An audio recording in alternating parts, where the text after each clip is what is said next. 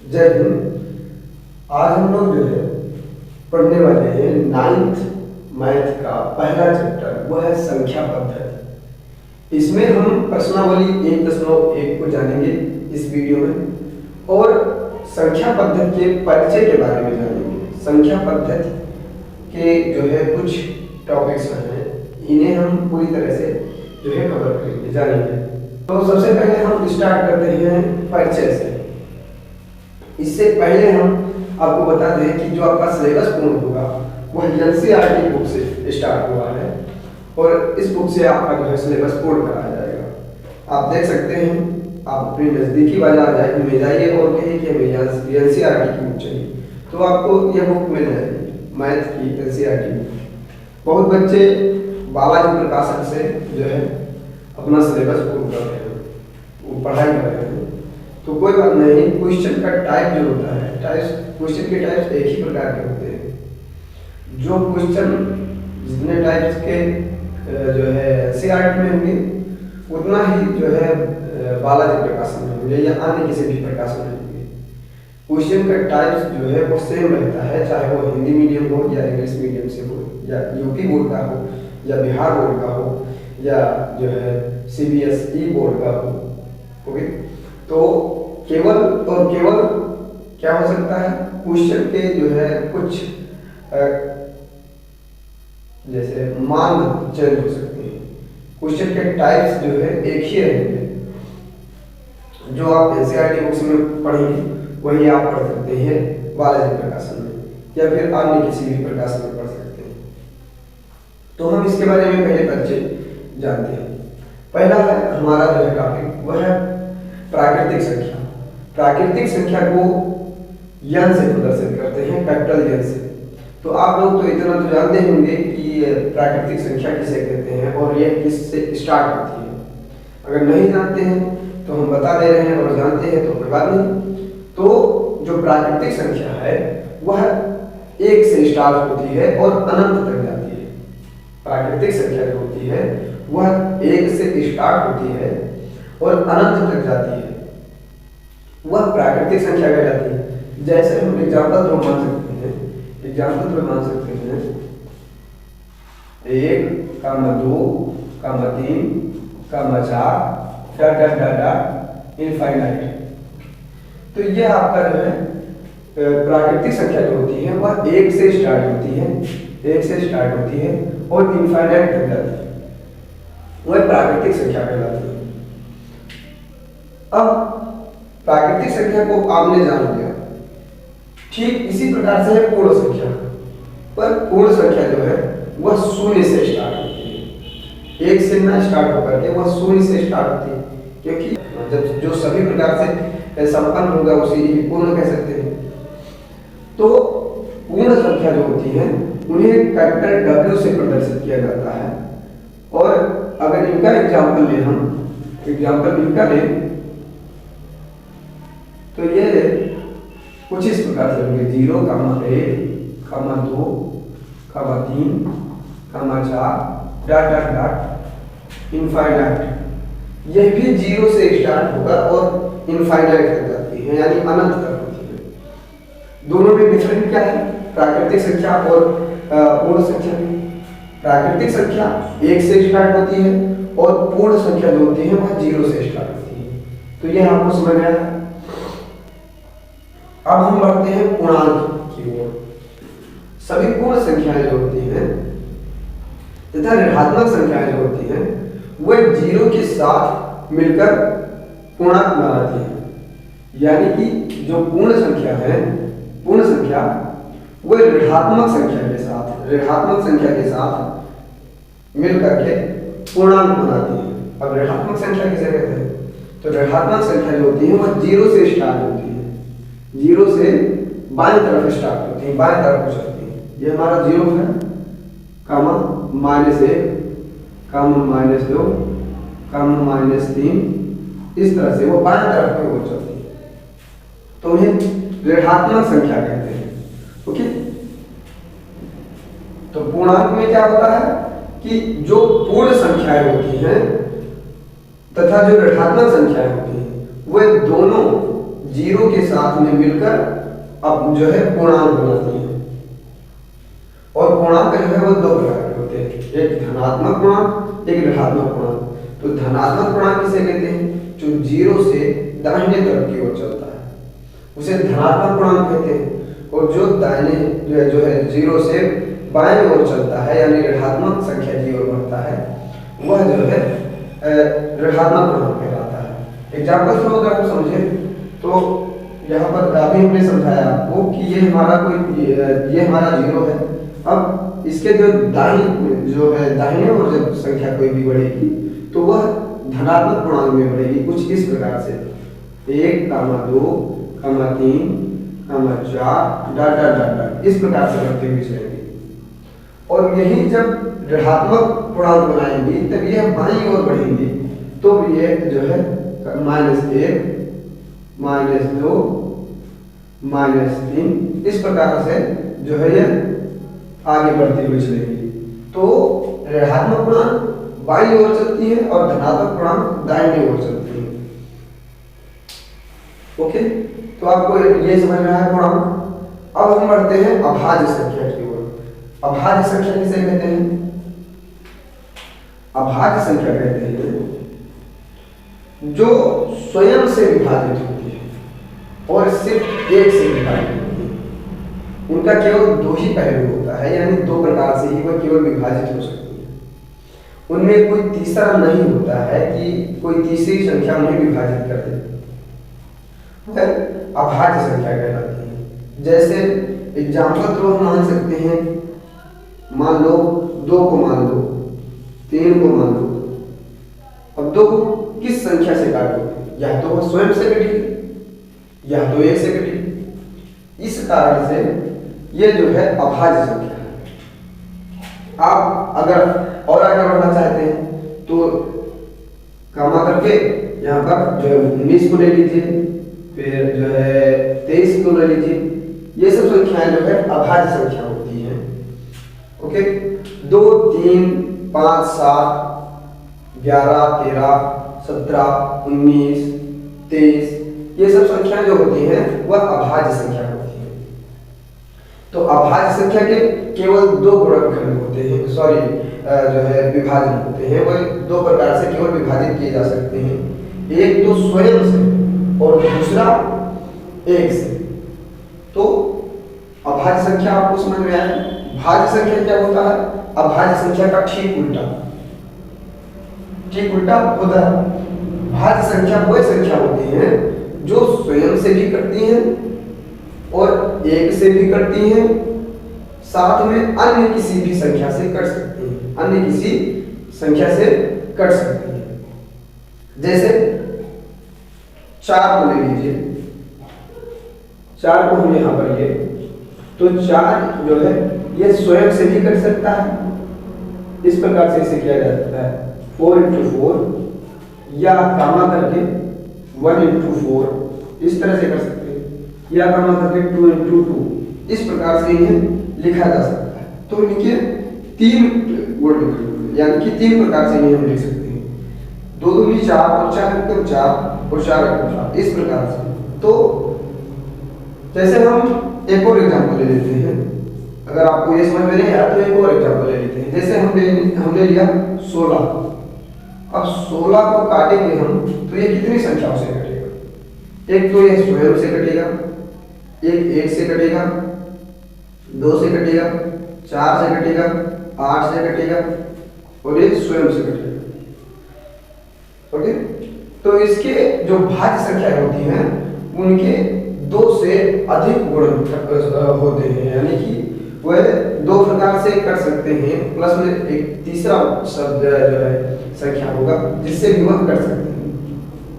भाज्य संख्या में आते हैं 4, 6 जो है 8, 9, 10, 12, 14, 16 इस प्रकार से जो है ये भाज्य को जो है ये समझ में आया। अगर नहीं समझ में आया है तो हम इसे जो है फिर से एक बार समझ लेते हैं बहुत ही फास्ट। प्राकृतिक संख्या क्या होती है? जो 1 से स्टार्ट होती है और इसे कैपिटल N से प्रदर्शित किया जाता है और ये 1 से स्टार्ट होकर इनफाइनाइट तक होती है यानी अनंत तक होती है। पूर्ण संख्या क्या होती है? इसे W से प्रदर्शित किया जाता है पूर्ण संख्या को, और यह 0 से स्टार्ट होकर अनंत तक जाती है। पूर्णांक क्या होती है? जो पूर्ण संख्या तथा ऋणात्मक संख्या, पूर्ण संख्या तथा ऋणात्मक संख्या दोनों 0 के साथ मिलकर पूर्णांक बनाती है। अब पूर्णांक कितने प्रकार के होते हैं? पूर्णांक 2 प्रकार के होते हैं, एक धनात्मक पूर्णांक, एक ऋणात्मक पूर्णांक। धनात्मक पूर्णांक वह पूर्णांक होते हैं जो शून्य से दाईं ओर की ओर बढ़ते हैं, यानी वह धनात्मक संख्या की ओर, धनात्मक रेखा की ओर बढ़ते हैं, और जो ऋणात्मक पूर्णांक होते हैं वह 0 से बाईं ओर बढ़ते हैं, जो ऋणात्मक पूर्णांक की ओर, ऋणात्मक संख्या को चिन्ह को प्रदर्शित करते हुए चलते हैं। अभाज्य संख्या क्या होती है? अभाज्य संख्या वह संख्याएं होती हैं जो स्वयं से कटती हैं और सिर्फ एक से कट सकती हैं। भाज्य संख्या किसे कहते हैं? भाज्य संख्या वह संख्या होती हैं जो जिनके 2 स्टेप ना होकर के 3 स्टेप होते हैं, यानी कि उन्हें हम 3 प्रकार से काट सकते हैं, और अभाज्य संख्या के सिर्फ और सिर्फ 2 गुणनखंड होते हैं। ओके, एक तो वह स्वयं से और दूसरा एक से, समझ गया। अब हम बढ़ते हैं अगले टॉपिक की ओर। अगला टॉपिक हमारा क्या है? तो अगला टॉपिक जो हमारा है वह है परिमेय संख्या। परिमेय संख्या किसे कहते हैं? तो परिमेय संख्या के बारे में अगर हम बात करें तो इसे हम p/q के रूप में लिख सकते हैं, और इसे कैपिटल Q से प्रदर्शित करते हैं। जो परिमेय संख्या होती है, जो परिमेय संख्या है, इसे कैपिटल Q से प्रदर्शित करते हैं, और इसे हम p/q के रूप में लिख सकते हैं। इसे हम p/q के रूप में लिख सकते हैं। जैसे कि हम एग्जाम्पल थ्रो कर मान लेते हैं, एग्जाम्पल ले लेते हैं। एग्जाम्पल ये 1/2, ये 1/2 जो है यह एक परिमेय संख्या है, यानी कि जो हमारा परिमेय संख्या होगा उसे हम बटे के रूप में लिख सकते हैं, अंश और हर, या फिर आप उसे कह सकते हैं भिन्न के रूप में लिख सकते हैं। परिमेय संख्या जो होती है वह भिन्न के रूप में लिखी जा सकती है। 1/2 हो गया, उसी प्रकार से 2/3, ये सब जो है परिमेय संख्या में आ जाती है। Dot dot dot. ओके, अब अपरिमेय संख्या किसे कहते हैं? अपरिमेय संख्या को हम p/q के रूप में नहीं लिख सकते, p/q के रूप में नहीं लिख सकते। क्यों? क्योंकि इसका जो मान आएगा, जो है मान होता है वह p/q के रूप में नहीं होता है, लगभग के रूप में होता है। जो अपरिमेय संख्या होती है उनका मान सदैव लगभग के रूप में आता है। मेन एग्जाम्पल दे रहे हैं जिसे सदैव, जिसका आंसर सदैव लगभग में ही रहता है। जैसे हम पाई को कह सकते हैं। अब पाई का मान तो है 22/7 होता है, 22/7 होता है, पर यह मान जो होता है वह लगभग में होता है, लगभग में होता है। इसका कंफर्म मान ये नहीं है, इसका कंफर्म मान जो है ये नहीं है, ये लगभग में होता है। तो जो है अपरिमेय संख्या क्या होती है? इनका मान अपरिमेय जो है अपरिमेय होता है, यानी कि ये जो है निश्चित मान इनका नहीं होता है, और इन्हें p/q के रूप में नहीं लिख सकते हैं, p/q के रूप में नहीं लिख सकते हैं। तो परिमेय संख्या और अपरिमेय संख्या दोनों में डिफरेंट क्या थोड़ा सा, यानी इन्हें p/q के रूप में लिख सकते हैं परिमेय संख्या को, और इन्हें नहीं लिख सकते हैं। इनका मान निश्चित होता है। अब 1/2 को अगर भाग देंगे तो 0.5 में प्राप्त होगा। एग्जाम्पल थ्रो अगर हम इसे भाग लें तो 0.5 में प्राप्त होगा।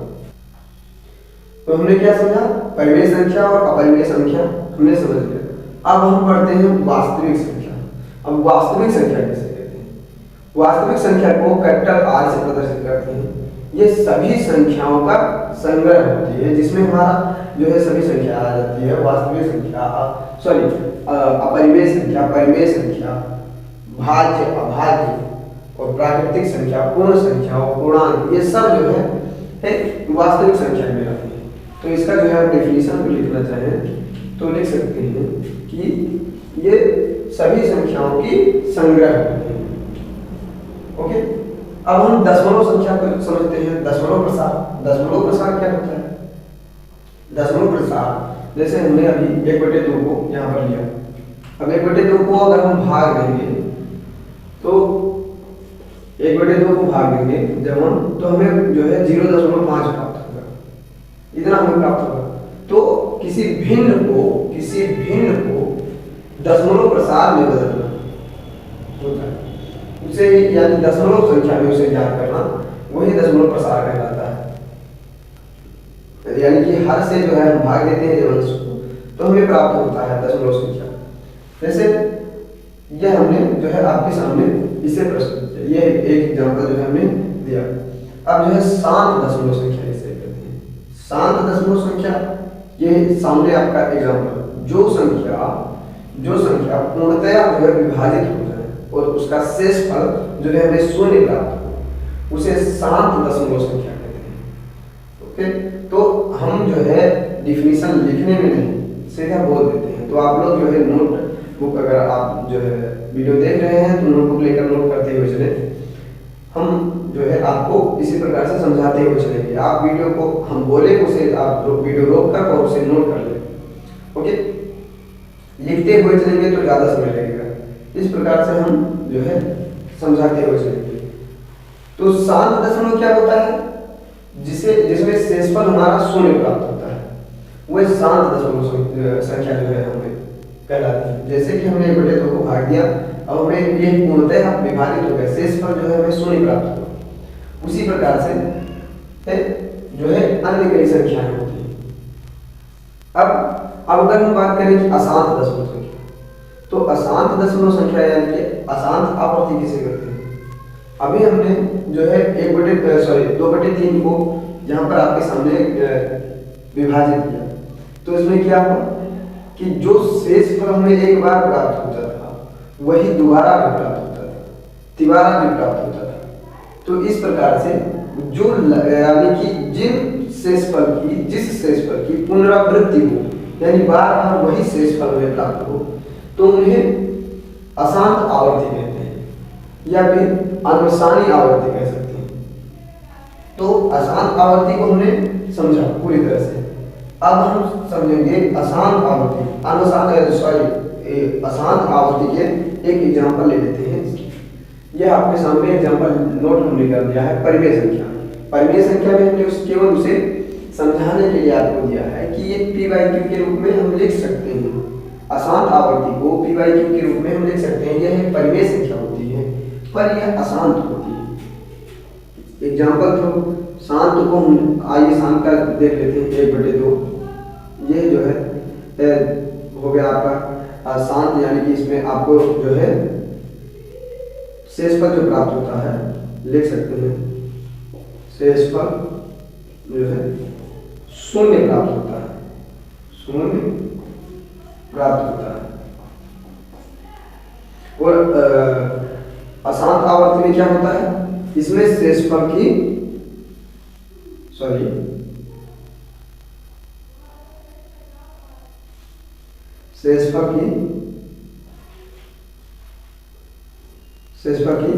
पुनरावृत्ति होती है,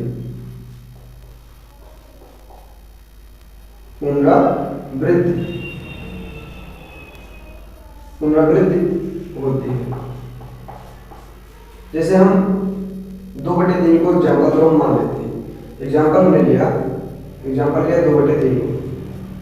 अब इसे हम भाग देंगे, तो जब 3 से 2 को भाग देंगे तो 0.20 यानी 20 हो गया, यहाँ पर 20 हो गया। 3 6 18, 6 हमें प्राप्त होता हुआ जाएगा। तो जो हमारे अशांत आवर्ती होते हैं उसे हम जो है इस प्रकार से लिख सकते हैं। जो पुनरावृत्ति जिन जो है शेषफल की, जिस शेषफल की पुनरावृत्ति होती है उसे हम इस प्रकार से लिख सकते हैं। 0.6 ऊपर जो है मॉड लगा सकते हैं। ओके, तो हम इसे इस प्रकार से लिख सकते हैं। अब अशांत आवर्ती क्या होती है? अशांत जो है अनावर्ती क्या होती है? आवर्ती नहीं, अनावर्ती। जो अशांत अनावर्ती होती है इनमें शेषफल की पुनरावृत्ति ना होकर के हर बार एक नया शेषफल हमें प्राप्त होता है।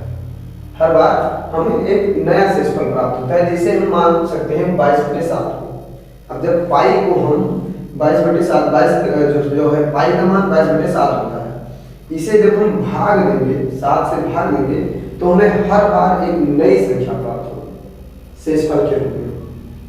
जैसे यहाँ पर हम पाई का जो है भाग करके दिखा देते हैं, 22/7 भाग दीजिए 7 से, 7 3 21, शेषफल हमें कितना प्राप्त हुआ 1, दशमलव होगा 0 हो गया, 10 हो गया, फिर 91 गया, यहाँ पर 7, यहाँ पर कितना प्राप्त हुआ हमें 3। देखिए एक बार हमें 1 प्राप्त हुआ शेषफल, एक बार हमें 3 प्राप्त हुआ।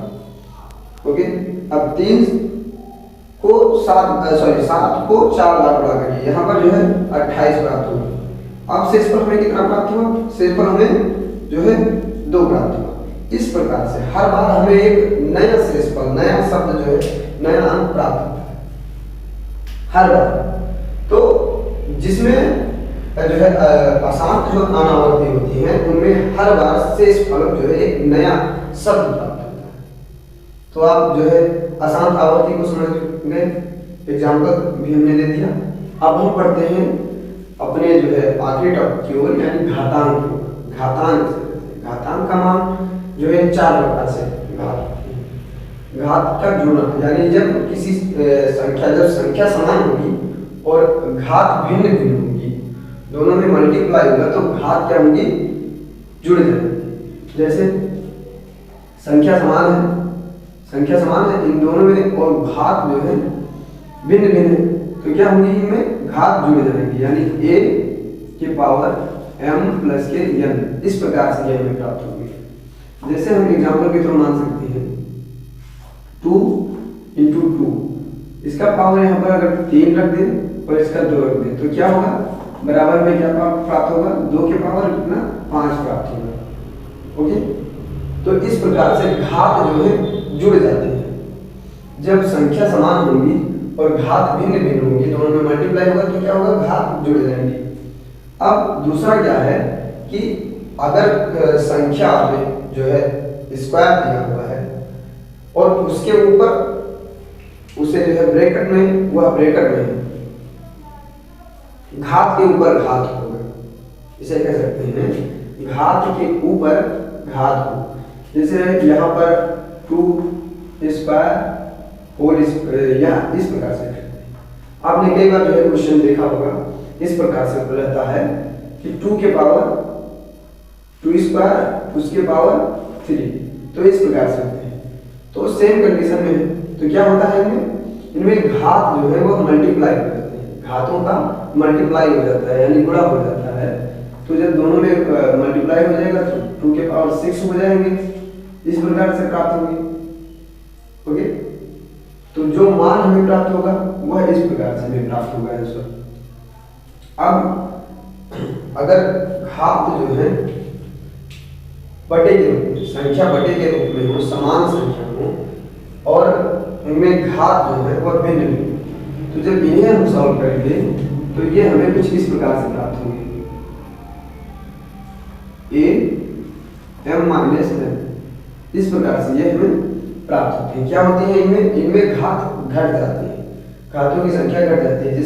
जहाँ पर घात घटते हैं, घात जब ऊपर जाता है तो वह संख्या, नीचे से जब घात ऊपर जाता है तो संख्या, तो वह घात घटता है, दोनों में माइनस का चिन्ह होता है। अब अगर संख्या भिन्न भिन्न हो और जो है जो स्क्वायर है यानी कि संख्या का घात जो है वह समान, तब क्या होगा, तो अभी हमने क्या बताया, अगर मिस्टेक हुआ है तो कोई बात नहीं, हम दोबारा ऐसे रिपीट कर देते हैं। अगर जो है घात जो है समान है, संख्या की घात समान है और संख्या भिन्न भिन्न है, तो दोनों में जो है संख्या में मल्टीप्लाई हो जाएगा और घात वैसे की वैसे उतार ली जाएगी किसी एक में, तो इसका मान जो हमें प्राप्त होगा वह 36 प्राप्त होगा। ओके, इस प्रकार से होता है। इसका एग्जांपल हम दे सकते हैं, इसका एग्जांपल ले सकते हैं। इसका एग्जांपल ले, जैसे हमने यहाँ पर जो है 2 पावर 5 कर दिया अपॉन 2 के पावर 3 कर दिया। अब जब इसे हम सॉल्व करेंगे तो कुछ इस प्रकार से होंगे, 2 5 - 2 3 इक्वल टू 2 के पावर 2 बराबर 4, इस प्रकार से हमें प्राप्त होगी। तो यह संख्या हमें कुछ घातों का नियम जो है वह इस प्रकार से होता है।